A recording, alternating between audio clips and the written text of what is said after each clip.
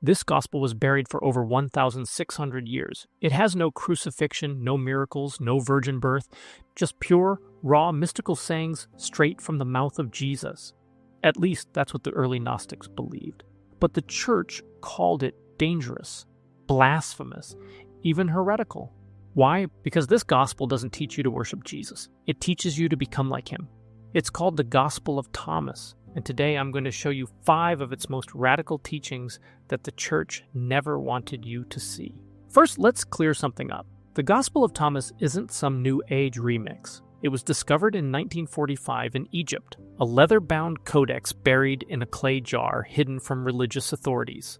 It contains 114 sayings of Jesus, and many scholars believe it was written as early as or even before the canonical Gospels. But here's the twist. It's not a story. There are no miracles, no cross, no resurrection, just teachings, mystical, poetic, esoteric teachings meant for those ready to awaken. Saying number 3. The kingdom is inside of you, and it is outside of you. When you know yourselves, then you will be known, and you will understand that you are children of the living Father. Let that sink in. Jesus isn't pointing up to the sky. He's pointing inward and outward to all of creation. He's saying you are already connected to the divine. You just forgot. This isn't about sin and salvation. It's about remembering who you really are. That's not religion. That's awakening. Saying number 77. I am the light that is over all things. I am all. From me all came forth, and to me all attained. Split a piece of wood, I am there. Lift a stone, and you will find me there.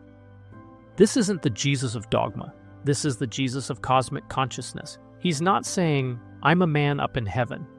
He's saying, I am the divine spark that lives in all things.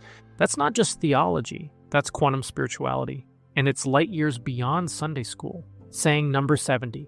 If you bring forth what is within you, what you bring forth will save you. If you do not bring forth what is within you, what you do not bring forth will destroy you. This one hits hard. Jesus is saying that your salvation isn't out there.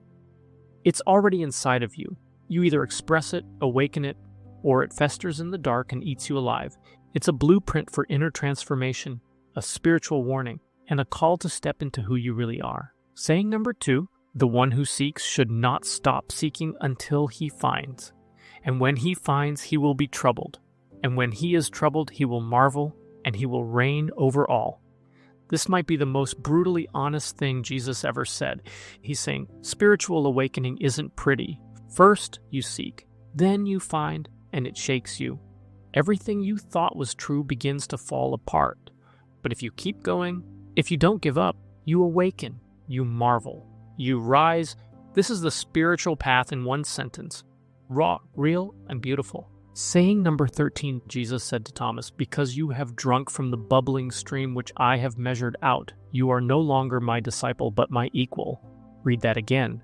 Jesus says Thomas is no longer his disciple, but his equal. This completely destroys the idea that Jesus wanted blind followers.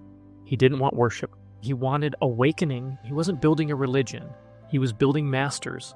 And that's exactly why this gospel was buried. The Gospel of Thomas doesn't give you a map to salvation. It gives you a mirror. It doesn't say, follow blindly. It says, wake up. And maybe that's why it was left out of the Bible, because this version of Jesus doesn't give you a list of rules. He gives you a key. And once you realize the truth is already inside you, you become unstoppable. Want to keep going deeper? The next episode unpacks a teaching so controversial it's hiding in plain sight, and it might involve your third eye. Make sure you subscribe to our channel so you don't miss out on this next episode. Be well and soulful.